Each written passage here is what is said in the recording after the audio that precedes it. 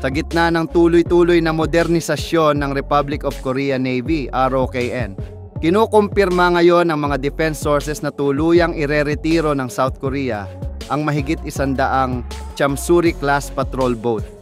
Nakilala rin bilang Patrol Killer Medium, PKM vessels. Ang mga barkong ito ay bumuo ng gulugod ng coastal defense ng South Korea mula dekada 70 hanggang 2000 at habang sila'y pinalitan na ng mas modernong mga patrol craft gaya ng PKXA at PKXB, ang karamihan sa mga Chamsuri class ay nananatiling nasa kondisyon para sa serbisyo kung maisasaayos ng tama. Ang planong pag-phase out ng buong fleet ay nagbubukas ng makasaysayang oportunidad para sa Pilipinas na dati nang nakatanggap ng 8 PKM-200 mula sa South Korea noong dekada 70. Sa Philippine Navy, ang mga ito ay binansagang Thomas Batilo class patrol boats at ilan sa mga ito ay naglingkod ng higit 2 dekada bago opisyal na ni-retire noong 2021.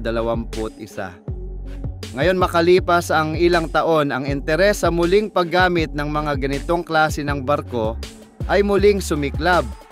Kamakailan lamang, isinapubliko ng Bureau of Fisheries and Aquatic Resources, BFAR, ang planong public bidding para sa refurbishment ng BRP Salvador Absede PC 1229, isa sa mga dating Tomas Batilo class boats.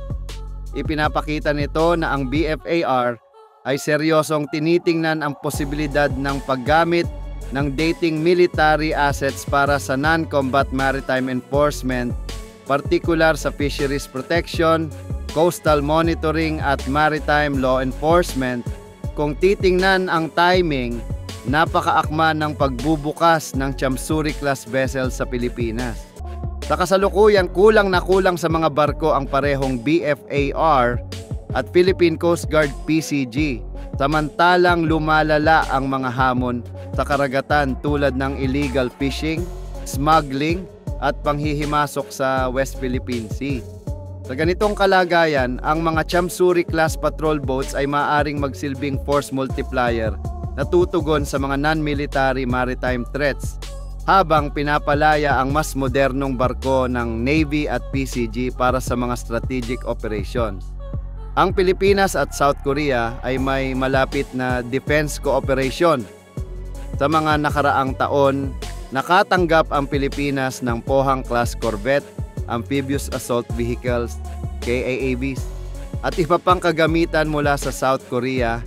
Karamihan sa mga ito ay libre o heavily discounted.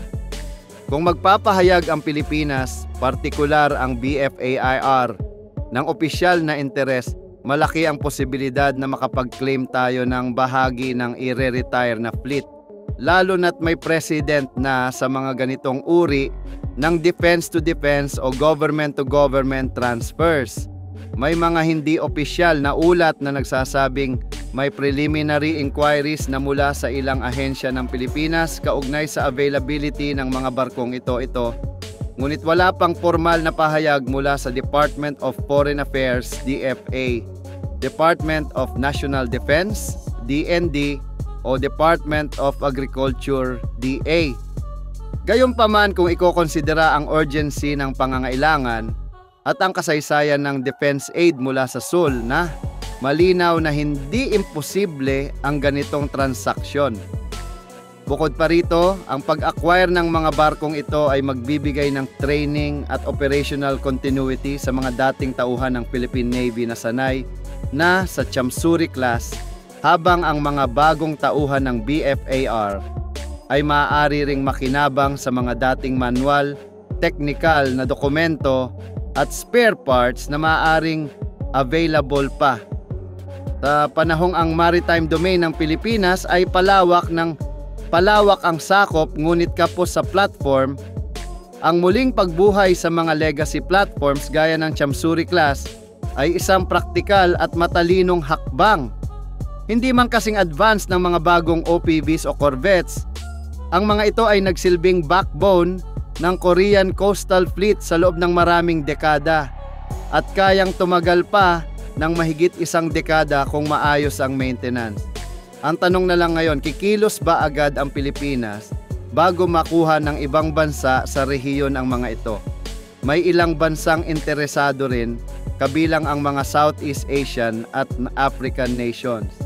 Kaya't ang pagiging maagap ng BFR at iba pang ahensya ay magiging susi sa tagumpay ng ganitong inisyatiba. Sa huli, kung maisusulong ng Pilipinas ang diplomatikong ugnayan sa Seoul, kaugnay nito, maaaring masiguro natin hindi lamang ang karagdagang asset para sa maritime enforcement, kundi isang mas matatag na presensya sa ating karagatan na kailangan natin ngayon higit kailanman.